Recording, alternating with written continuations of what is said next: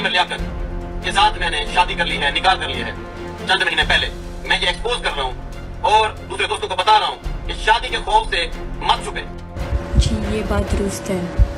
उस वक्त मेरी जिंदगी में काफी ज्यादा मसले चल रहे थे।